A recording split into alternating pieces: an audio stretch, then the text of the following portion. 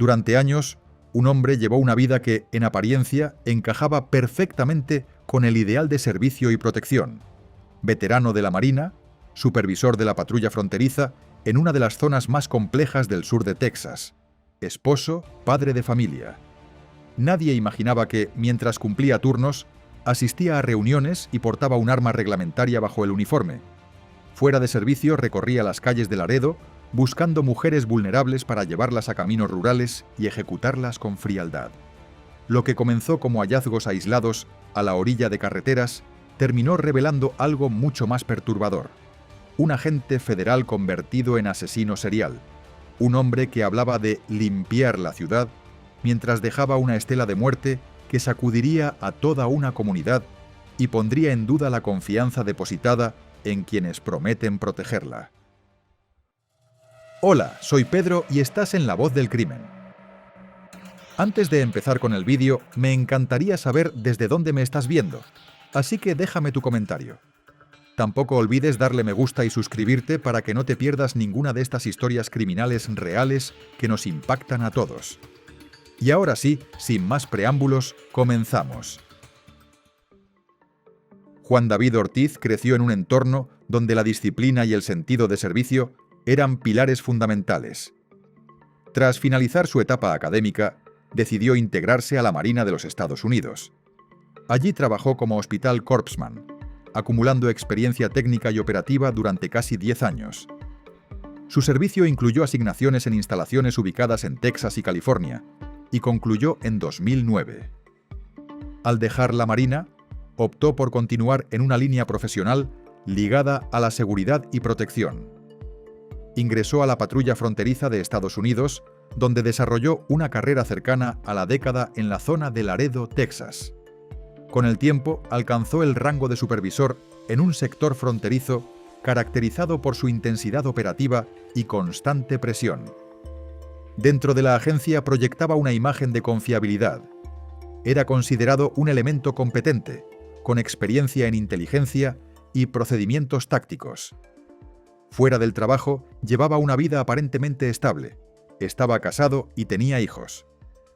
Su expediente profesional no reflejaba antecedentes violentos ni señales formales que anticiparan un comportamiento criminal.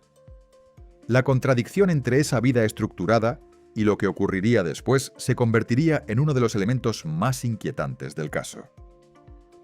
El 3 de septiembre de 2018 marcó el inicio de la secuencia de crímenes. Ese día, Melissa Ramírez, de 29 años, fue privada de la vida. Ortiz la recogió y la condujo fuera de los límites urbanos de Laredo. En una carretera rural, lejos de tránsito y vigilancia, le disparó y abandonó su cuerpo al costado del camino. El hallazgo del cadáver reveló un patrón que más adelante se repetiría.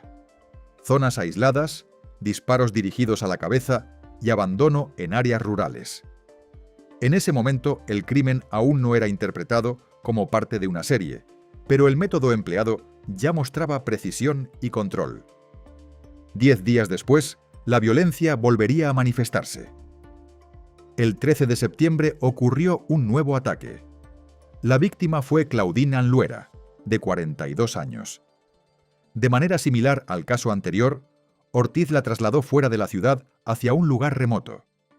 Allí le disparó múltiples veces en la cabeza. Claudine fue localizada con vida en un primer momento, pero falleció posteriormente debido a la gravedad de las heridas.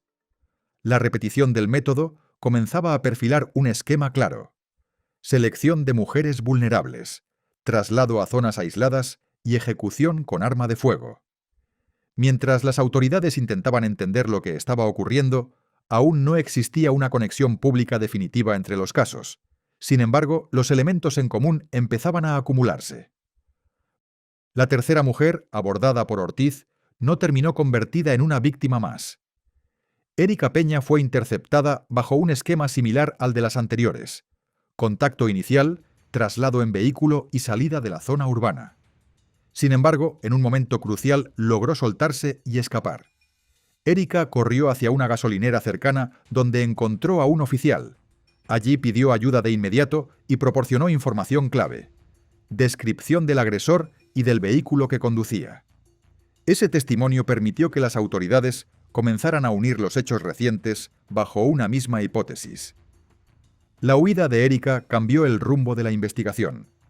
Lo que hasta entonces podían parecer hechos aislados, empezó a tomar forma como una serie de ataques relacionados. La alerta se amplió y varias agencias en la región fueron notificadas para colaborar en la búsqueda del sospechoso. La fuga de Erika no detuvo la violencia. En las horas siguientes, Ortiz cometió 2 crímenes adicionales. Las víctimas fueron identificadas como Giselda Alicia Cantú, de 35 años, y Janelle Ortiz, de 28 años, una mujer transgénero. Ambos cuerpos fueron localizados al costado de rutas rurales fuera de Laredo. Presentaban disparos similares a los de los casos anteriores y evidencias que apuntaban al mismo tipo de arma y al mismo modus operandi. Durante todo ese periodo, Ortiz continuó presentándose a trabajar como supervisor de la patrulla fronteriza, cumpliendo con sus funciones habituales mientras, fuera de servicio, perpetraba los crímenes. La búsqueda se intensificó tras la descripción proporcionada por Erika. Las fuerzas del orden rastrearon el área de Laredo hasta localizar una camioneta blanca vinculada al sospechoso. Finalmente, lo encontraron en el estacionamiento de un hotel. Al ser confrontado, Ortiz intentó provocar lo que se conoce como suicidio por policía. Sostuvo su teléfono celular como si fuera un arma, buscando que los agentes dispararan. No hubo intercambio de fuego. Fue reducido y arrestado sin que nadie resultara herido. Tras su detención, fue puesto bajo custodia de autoridades locales y federales. Lo que ocurrió después sorprendió incluso a investigadores experimentados. Confesó voluntariamente los sucesos. En su declaración reconoció que había recogido a las víctimas, las llevó fuera de los límites de la ciudad y les disparó en la cabeza. Describió los hechos con detalles que coincidían con las escenas del crimen. Admitió haber ejecutado a cada mujer en zonas rurales alrededor de Laredo, siguiendo el mismo método en todos los casos. Los investigadores recopilaron evidencia física que reforzó la confesión. En las escenas se hallaron casquillos calibre .40, coincidentes con el arma semiautomática encontrada en su camioneta. Esa arma estaba registrada como su arma reglamentaria, lo que cerró el círculo probatorio. Fue acusado formalmente de 4 cargos de asesinato, además de agresión agravada con arma letal, restricción ilegal y evasión de arresto. Aunque inicialmente se contempló la posibilidad de pena de muerte, posteriormente se optó por buscar cadena perpetua sin posibilidad de libertad condicional, dada la naturaleza sistemática y calculada de los crímenes. La comunidad de Laredo quedó profundamente impactada. Un hombre que juró proteger la frontera estaba ahora señalado como asesino en serie. Antes de seguir, una pausa rápida. Si este tipo de historias te interesa, suscríbete y deja tu me gusta. De esta forma me ayudas mucho a poder seguir trayéndote más casos como este. Ahora sí, continuamos. El proceso comenzó con la presentación de testimonios clave. Agentes del Departamento de Seguridad Pública de Texas detallaron las circunstancias del arresto y explicaron cómo se recopiló la evidencia. También declararon miembros de la oficina del sheriff del condado de Webb, cuya participación fue relevante en la reconstrucción de los hechos. Uno de los momentos más impactantes del juicio fue la reproducción de grabaciones de entrevistas en las que Ortiz confesaba sus actos. En ellas afirmaba que se había propuesto limpiar las calles de Laredo. Esa frase se convirtió en una pieza central del proceso, pues ayudó al jurado a comprender el patrón de conducta y la mentalidad detrás de los crímenes. La defensa intentó desacreditar parte del caso, argumentando que la confesión se obtuvo bajo circunstancias cuestionables y que ciertos derechos no fueron plenamente respetados durante el interrogatorio. Presentaron mociones para suprimir declaraciones y evidencia. Sin embargo, el juez negó varias de estas solicitudes, permitiendo que la mayor parte de la confesión y los elementos probatorios permanecieran en el expediente.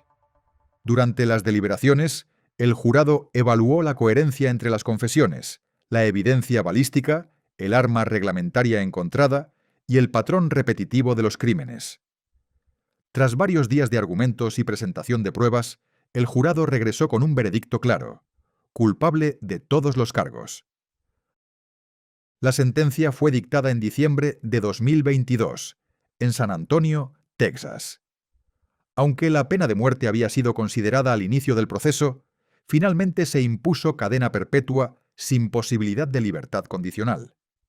La decisión fue interpretada como un equilibrio entre la gravedad de los crímenes y las posturas expresadas por algunos familiares de las víctimas, quienes en ciertos casos pidieron que no se buscara la ejecución. En la sala del tribunal, familiares de las víctimas tuvieron la oportunidad de expresar el impacto de la violencia en sus vidas. Algunos gritaron palabras de indignación y exigieron justicia, dejando claro que el daño trascendía cualquier sentencia formal. Ortiz, entonces de 39 años, fue trasladado a una prisión de máxima seguridad, donde cumpliría su condena. Durante el juicio y en el análisis posterior, surgieron interrogantes sobre las motivaciones y el estado mental de Ortiz. La defensa mencionó posibles problemas psicológicos y destacó su pasado como veterano, sugiriendo que su experiencia en entornos de combate pudo haber influido en su conducta. En el proceso también se reprodujeron llamadas telefónicas realizadas desde la cárcel, donde conversaba con su esposa y otros familiares.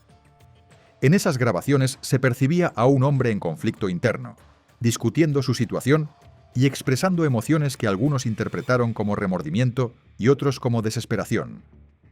Se habló de ira reprimida, percepción distorsionada de justicia social y resentimiento. El fiscal del condado señaló que Ortiz escogió a sus víctimas porque las veía como parte de una comunidad vulnerable que, según su propia lógica, no merecía vivir. Sin embargo, también se subrayó que no existía evidencia concluyente de un único motivo específico. Circularon hipótesis sobre posibles crisis personales, conflictos familiares o problemas de salud no diagnosticados, pero ninguna fue confirmada oficialmente ni incorporada como causa comprobable en los expedientes judiciales. Investigaciones internas tampoco hallaron antecedentes disciplinarios que lo señalaran como amenaza antes de los hechos, lo que generó cuestionamientos sobre cómo pudo ocultar su conducta durante tanto tiempo.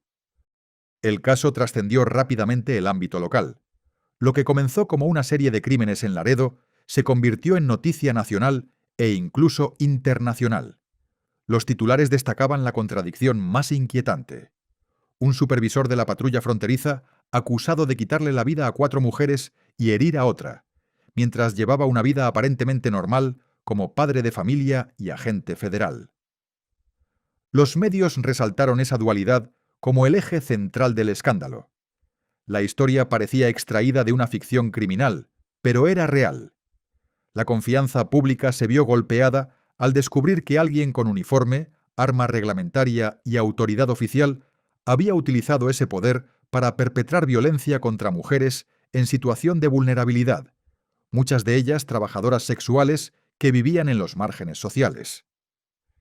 En redes sociales, foros y programas de análisis se abrió un debate más amplio: vigilancia interna en fuerzas de seguridad, salud mental en cuerpos armados, misoginia y la exposición constante al riesgo de ciertos grupos invisibilizados.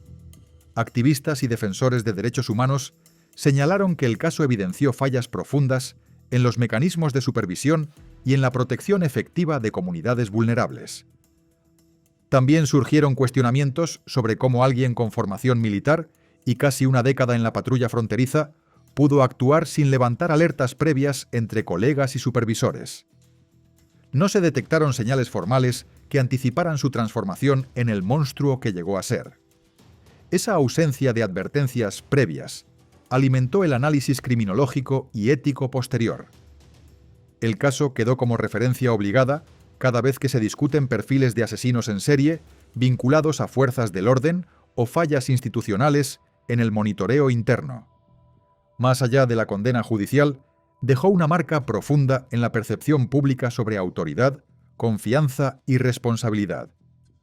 La historia no solo expuso la brutalidad de los crímenes, sino también la vulnerabilidad estructural de quienes viven en los márgenes y la urgencia de revisar cómo se supervisa a quienes tienen acceso legítimo a armas y poder. La pregunta que quedó flotando no fue únicamente por qué lo hizo, sino cómo nadie lo vio venir. Gracias por acompañarme hasta el final de este caso. Si este contenido te conmovió, te invito a suscribirte, dejar tu me gusta y contarme en los comentarios desde dónde me estás viendo. Eso me ayuda muchísimo a seguir compartiendo historias reales que no deben ser olvidadas. Nos vemos en el próximo vídeo. Hasta pronto.